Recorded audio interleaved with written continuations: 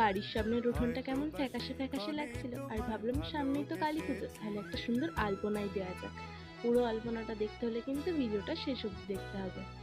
জল ভরা মেঘ ওই দু চোখে দেখতে আমি পেয়েছি, একলা মনে নির্জনেতে তোমার ছবি এঁকেছি।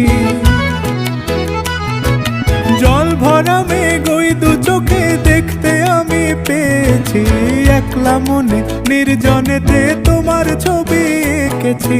নাম রেখেছি বনলতা যখন দেখেছি, হয়তো বা সেই ক্ষণেই তোমায় ভালোবেসেছি।